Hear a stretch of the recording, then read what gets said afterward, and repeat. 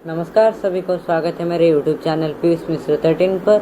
और आज हम बात करेंगे महाभारत का जो चौथा विषय है वो है वंश वर्णना। मतलब जो वंश वर्णन है, पूरा जो दो वंश, जो मुख्य वंश महाभारत में जिनका भूमिका बहुत था, उस विषय में आज हम बात करेंगे। अगर वीडियो अच्छा लगे तो वीडियो को लाइक कीजिए, चैनल को सब्सक्राइब कीजिए। ऐसे कुछ महाभारत के ऊपर सीक्रेट्स जानने के लिए और महाभारत स्टोरी को अच्छे से जानने के लिए, और शेयर कीजिए अपने दोस्तों के साथ और रिलेटिव्स के साथ। तो आज शुरुआत करते हैं। महाभारत में दो प्रमुख वंशों का ही काम था। जो मुख्य पात्र सब थे वो दो वंशों से ही थे। एक था यदुवंश और एक था कुरुवंश। तो बहुत पूर्व समय से जजति नामक एक राजा थे।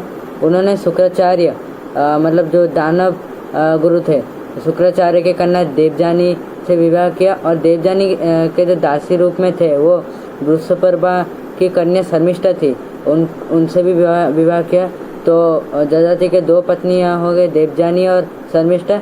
देवजानी के कोख से जन्म हुए यदु नामक एक बालक जो जिनके नाम से यदुवंश प्रसिद्ध हुआ। और यदु के पुत्र थे वृष्णि, और वृष्णि के वंश में सूर नामक एक राजा थे। उनके पुत्र वसुदेव और कन्या कुंती थी। कुंती कुरुवंश के पांडु राजा से विवाह करके 5 पुत्र को जन्म दिए, जिनका नाम पांडव रूप से प्रसिद्ध हुआ। और वसुदेव के 2 पुत्र और एक कन्या थी, बलराम और कृष्ण। और सुभद्रा जो पांडुपुत्र अर्जुन के साथ विवाह करके वीरपुत्र अभिमन्यु को जन्म दिए थे। तो शर्मिष्ठा के पुत्र में से पुरु बहुत प्रसिद्ध थे, और जजाति के बाद उनको राजा का मुकुट पहना गया। तो उनके वंश में राजा दुष्यंत ने बहुत प्रसिद्धि लाभ की। तो उन्होंने शकुंतला से विवाह किया। उनके कोख से जन्म भरत का हुआ, जो कि पृथ्वी जय करके चक्रवर्ती महाराज बने थे। और उनके नामानुसार हमारे भारतवर्ष का नामकरण हुए। ऋषि भरतवंश से में कुरु नामक भी एक राजा थे, और यही कुरुवंश से राजा शांतनु ने पहले गंगा से विवाह करके उनका भीष्म को जन्म दिया, और जिसको हम देवव्रत के रूप से भी जानते हैं, भीष्म को जन्म दिए। और फिर उसके बाद सत्यवती के रूप में मोहित होकर शांतनु ने उनके साथ संबंध स्थापित किया, और उनके कोख से जन्म हुए व्यासदेव। तो व्यासदेव का भी एक स्टोरी है।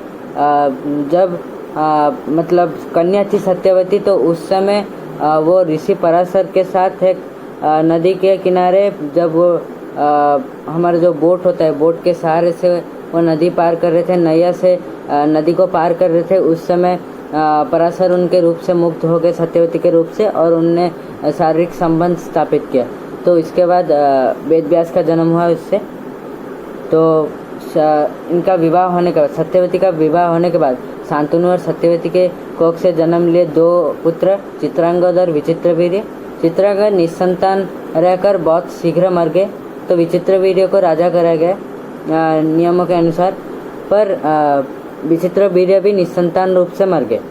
तो इसलिए विचित्रवीर्य ने काशी राजकन्या अंबिका और अंबालिका से विवाह किए थे, पर वो निसंतान रूप से मर गए। तो इसलिए उस प्रथा के अनुसार सत्यवती ने व्यासदेव को बुलाया।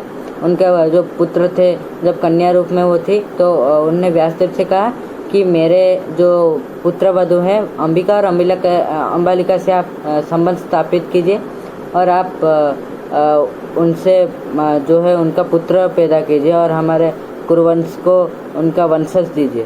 तो तत्कालीन जो प्रथा थी उस हिसाब से व्यासदेव के संजोग से अंबिका के कोख से धृतराष्ट्र का जन्म हुआ, और अंबालिका के कोख से पांडु का, और अंबालिका के एक दासी थे, उनके गर्भ से विदुर का जन्म हुआ। विदुर जो महाज्ञानी विदुर थे। तो धृतराष्ट्र ने गांधारी को विवाह करके दुर्योधन, दुशासन आदि शतपुत्र के जनक बने। और उन शतपुत्र के सिवाय उनका एक कन्या भी था, वो थे दुश्शला, जो कि सिंधुराज जयदत्त से विवाह किए। और धृतराष्ट्र और उनके दासी के कोख से एक और पुत्र जात हुआ, जिनका नाम था युयुत्सु।